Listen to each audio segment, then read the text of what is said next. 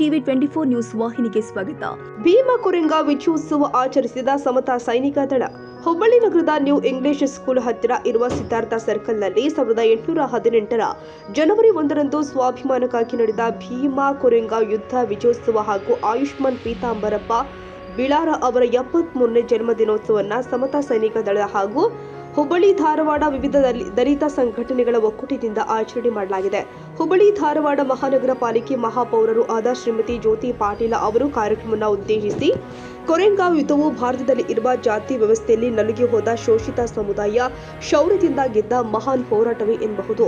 1818 ಜನವರಿ 1ರಂದು ನಡೆದ ಆ ಯುದ್ಧವು ಇಂದಿಗೂ ಮನುವಾದಿಗಳ ಮತ್ತು ಶೋಷಿತ ಸಮುದಾಯದ ನಡುವೆ ಸಾಮಾಜಿಕವಾಗಿ, ಆರ್ಥಿಕವಾಗಿ, ಶೈಕ್ಷಣಿಕವಾಗಿ, ರಾಜಕೀಯವಾಗಿಯೂ ಕೂಡ ಮುಂದುವರಿಯುತ್ತಲೇ ಇದೆ.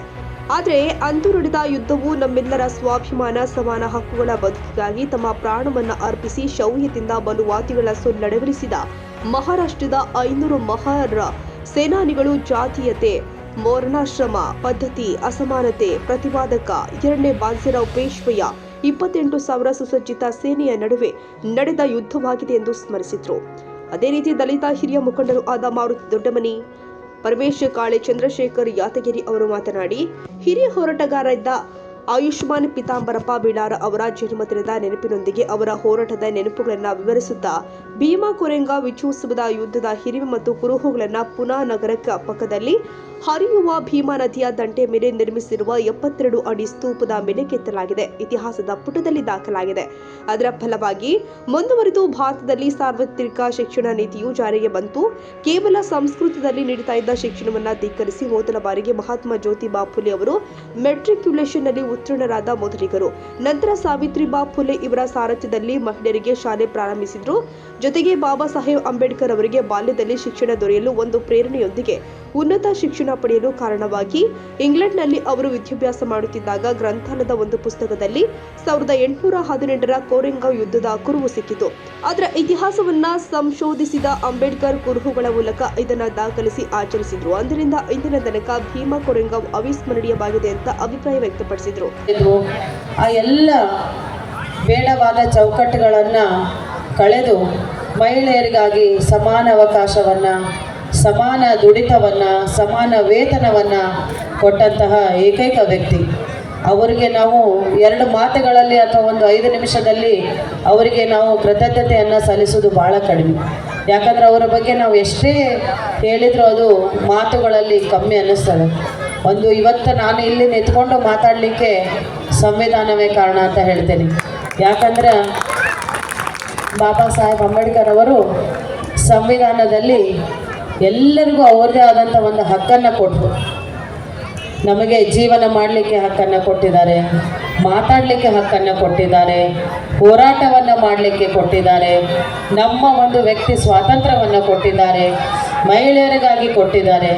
ಎಷ್ಟೆಲ್ಲ ಅವರ ಅನುಕೂಲಗಳನ್ನು ಮಾಡಿಕೊಟ್ಟಿದ್ದಾರೆ. ಈ ಒಂದು ಆತ್ಮಗೌರವ ಅನ್ನೋದು ಎಂಥ ಒಂದು ಸಣ್ಣ ಹುಡುಗನಿಗೂ ಸಹ ಆತ್ಮಗೌರವ ಬೇಕು. ಯಾರಿಗೋ ಒಂದು ಹುಡುಗಗೆ ನೀವೇನಾದರೂ ಮಾತಾಡಿದ್ರೆ ಅವನು ನಿಮ್ಮನ್ನು ತಿರುಗಿ ಸಹ ನೋಡುವುದಿಲ್ಲ. ಅದೇ ನೀವು ಅವನಿಗೆ ಗೌರವ ಕೊಟ್ಟು ಪ್ರೀತಿಯಿಂದ ನೀವು ಅಕ್ಕರೆಯಿಂದ ಮಾತಾಡ್ಸಿದ್ರೆ ವಾಪಸ್ ಅವ ನಿಮ್ಮನ್ನು ತಿರುಗಿ ನೋಡ್ತಾನೆ. ಅಂದರೆ ಮನುಷ್ಯನಿಗೆ ಆತ್ಮಗೌರವ ಅನ್ನೋದು ಭಾಳ ಮುಖ್ಯ. ಯಾಕಂದರೆ ನಾನು ಕಾರ್ಯಕ್ರಮದ ಒಂದು 2 ನಿಮಿಷ ಓದ್ತಾ ಇದ್ದೆ.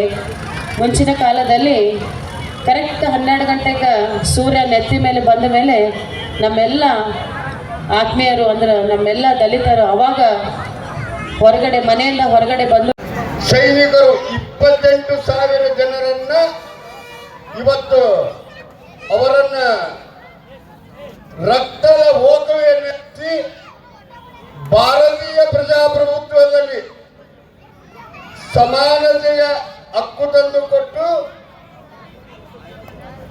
ನಮಗೆ ಜೀವ ತುಂಬಿದಂತ ಪುಣ್ಯಾತ್ಮರು.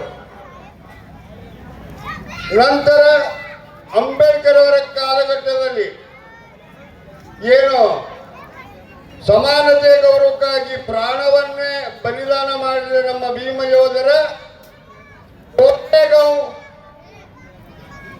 ಪುಣಾದಲ್ಲಿ ಅವರ ಸ್ಮರಣಾರ್ಥ ಏನು ಜನವರಿ 1 ಇದನ್ನ ಆಂಗ್ಲರು ಏಪ್ರಿಲ್ ಅಂತಾರೆ, ದಲಿತರು ವೀರ ಯೋಧರ ಶೌರ್ಯ ದಿನ ಅಂತಾರೆ. ಅದಕ್ಕೆ ಈ ವೇದಿಕೆ ಮುಖಾಂತರ ನಾವೊಂದು ಸಂದೇಶ ಹೇಳಲಿಕ್ಕೆ ಇಷ್ಟಪಡುತ್ತೇನೆ. ಈ ವೇದಿಕೆಯಲ್ಲಿ ಬಾಬಾ ಸಾಹೇಬರು ಸಂವಿಧಾನ ಬರೆದುಕೊಟ್ಟು ಉಸಿರಾಡಲು ಜೀವ ಕೊಟ್ಟ ದೇವರು. ಇವತ್ತು ಅಂಬೇಡ್ಕರ್ ಅವರ ಸಂವಿಧಾನ ಬರೆದು ನಾವು ಯಾರು ಉಸಿರಾಡ್ತಿದ್ದಿಲ್ಲ, ಗುಲಾಮಗಿರಿ ಪದ್ಧತಿಯಲ್ಲೇ ನಾವು ಇರ್ತಿದ್ವಿ.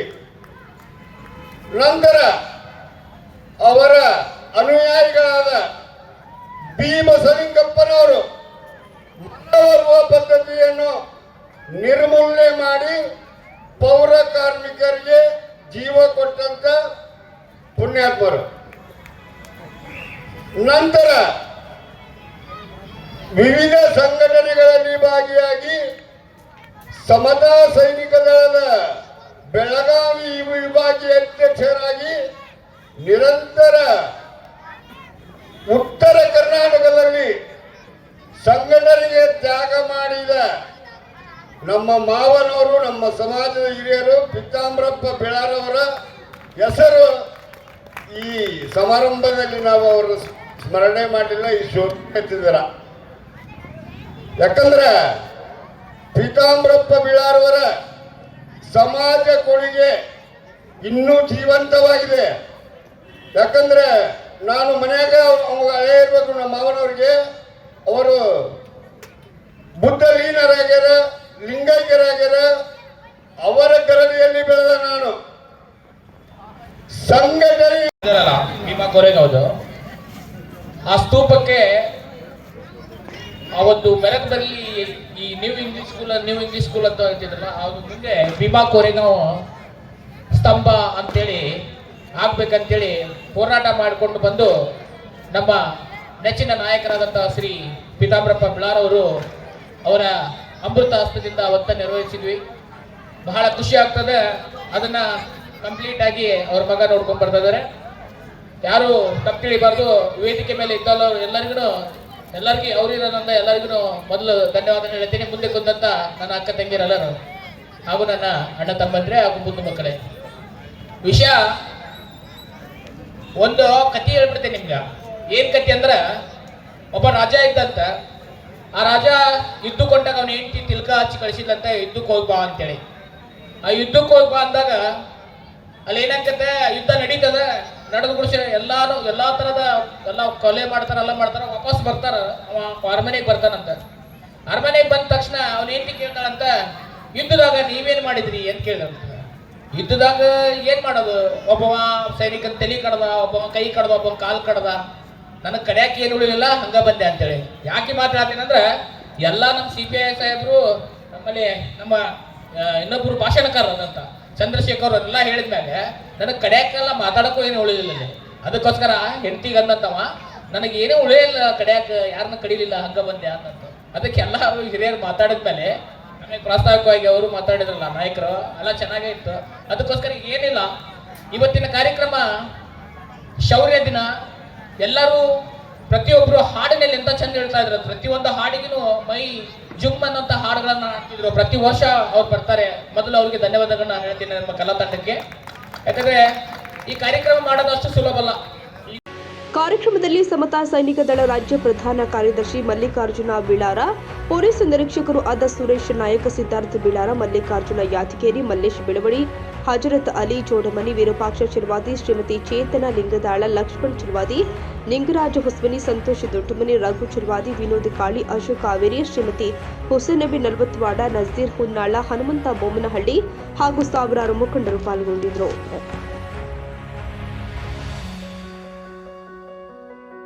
ಕನ್ನಡಿಗರ ಮೆಚ್ಚಿನ ನಿಮ್ಮ ಟಿವಿ 24 ಕನ್ನಡ ನ್ಯೂಸ್ ವಾಹಿನಿ ಇದೀಗ ಟಿವಿಯಲ್ಲಿ ಲಭ್ಯ. ಕರ್ನಾಟಕ ಮತ್ತು ದೇಶ ವಿದೇಶದ 360 ಡಿಗ್ರಿ ಸುದ್ದಿ ಹಾಗೂ ಉತ್ತರ ಕರ್ನಾಟಕ, ಬೆಳಗಾವಿ, ಬಾಗಲಕೋಟೆ, ಧಾರವಾಡ, ಹಾವೇರಿ, ಗದಗ, ಬಿಜಾಪುರ ಜಿಲ್ಲೆಯ ಕ್ಷಣ ಕ್ಷಣದ ವಿವರವನ್ನ ಪಡೆಯುವುದಕ್ಕೆ ಟಿವಿ 24 ಕನ್ನಡ ನ್ಯೂಸ್ ವಾಹಿನಿಯನ್ನ ಲೈಕ್ ಮಾಡಿ, ವಿಡಿಯೋಗಳನ್ನ ಶೇರ್ ಮಾಡಿ, ಕಮೆಂಟ್ ಮಾಡುವ ಮೂಲಕ ನಮ್ಮ ವಾಹಿನಿಗೆ ಸಹಕಾರ ನೀಡಿ ಮತ್ತು ಚಾನೆಲ್ ಅನ್ನ ಸಬ್ಸ್ಕ್ರೈಬ್ ಮಾಡಿ. Thank you.